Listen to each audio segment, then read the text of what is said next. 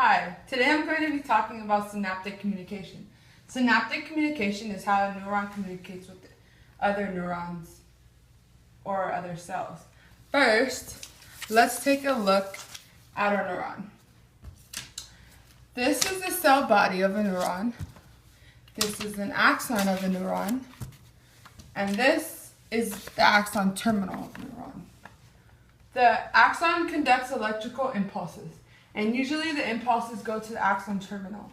And the neuron does this by action potential. Let's take a look at action potential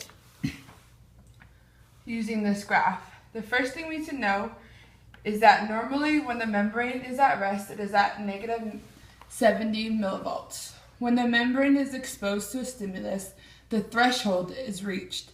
Once the threshold is reached, the membrane is now at negative 60 millivolts, and this is shown in the graph as number 1.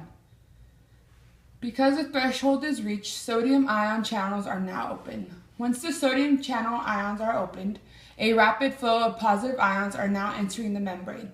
This is called depolarization. Depolarization is a rapid flow of positive sodium ions entering the membrane.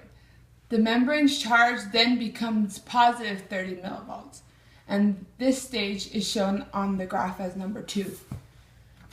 Number 3 on the graph is repolarization. Repolarization is getting the membrane back to its resting potential.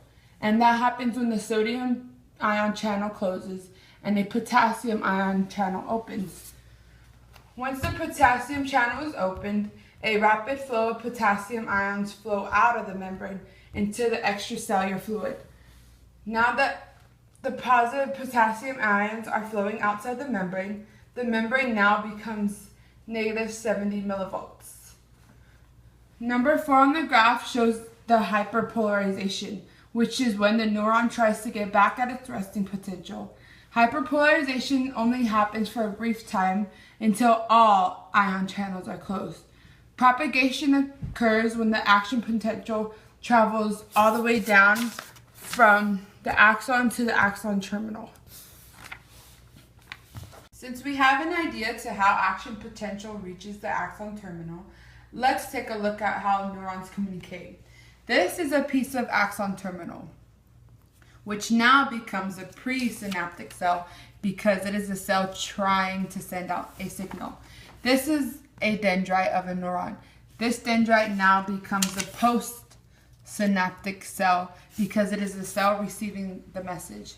Okay, let's get back on track. Now that the action potential is at the axon terminal, a L-type voltage gate opens, letting calcium ions in. When calcium ions enter the axon terminal, the vesicles that contain the neurotransmitters leave the presynaptic cell through exocytosis. The time it takes for the neurotransmitter to leave the presynaptic cell to the postsynaptic cell is called synaptic delay. The process which the presynaptic and postsynaptic cell connect is called the synapse. As the neurotransmitter diffuses across the synaptic cleft, it binds to ionotropic receptors, also known as ligand-gated ion channels. Once the neurotransmitter left, it made the presynaptic neuron inhibitory or relaxed. Now that the post neuron can either be excitatory, or which means begin an action potential, or inhibitory. Under excitatory, positive sodium ions flow into the synaptic neuron and depolarization occurs. And repolarization occurs also, like what we talked about earlier. Inhibitory is when negative chloride ions enter the neuron, causing hyperpolarization. And this means that the action potential does not keep going.